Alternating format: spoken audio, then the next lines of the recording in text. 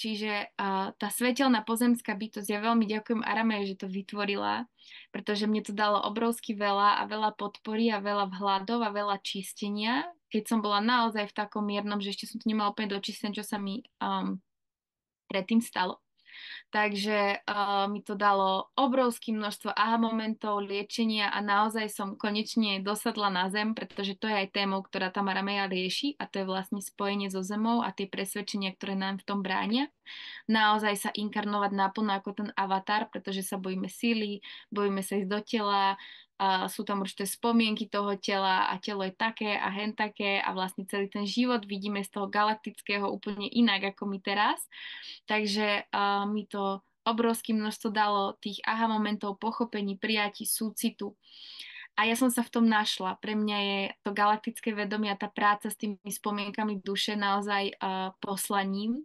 Čiže tým sprevádzam veľa, veľa ľudí vlastne tými spomienkami duše a tým, čo sa stalo za tento život a nie v minulých životoch, ale na galaktických úrovniach, na tom pódium, ktoré sa odohráva ako hore, tak aj dole. A cez to naozaj dokážeme vyriešiť obrovské množstvo vecí, ktoré sa nám dejú, pretože je to naozaj čisté zrkadlo. Ako stále hovorím, ako hore, tak aj dole.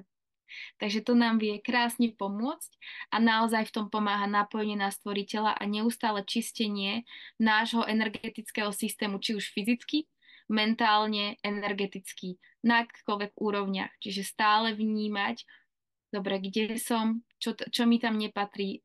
Takže veľmi, veľmi odporúčam, ktorú, tie z vás, ktoré naozaj zaujíma do hĺbky, ako čistiť vlastne tie spomienky duše, tie akékoľvek napojenia, systémy, čokoľvek, čo tam neslúži, pretože ono to je vlastne stále aj astrálna rovina. A my sme vlastne v tých rovinách dali rôzne dohody, zmluvy, sľuby, kliatby, čokoľvek, čo my teraz napríklad nevidíme, ale postupne sa to otvára a to nám môže ovplyvňovať život, hej.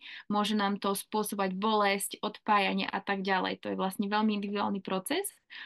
Ale to, čo sa stalo na galaktickej úrovni na tom pódiu, je niekedy skryté a postupne sa otvára a zistíme, že sme tam mali určité bolesti, že my sme boli tí, ktorí zabili, hej, oni nás zabili, krivda, zrada, dohody, zmluva s tým, hej, a postupne sa to čistí. A vlastne v tej pozemskej svetelnej bytosti sa to vie krásne očistiť a veľmi to pomáha aj do tej každodennosti, že sa vám uľaví, že tí ľudia prestanú chodiť, pretože vlastne my sa tu stretávame ako duše v ľudských telách a my si vlastne všetci sa poznáme, hej, nie je náhoda, že takto sa kruh vyskladal, že stretneš toho na ulici, ten ti je blízky, to sú všetko spojenia duší, ktoré sa už dávno poznajú a majú si niečo odovzdať.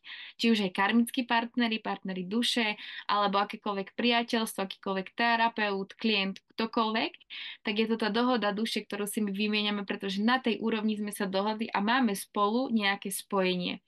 A niekedy k nám prichádzajú ľudia, ktorí tam iba otvárajú ten proces tej dohody, ktorá není úplne príjemná a stále nám chodia do života a my sa potrebujeme na to pozrieť, OK, kde sa to stalo a čo som si tam dala za dohodu a niekedy to iba ukončiť a prestane sa to diať.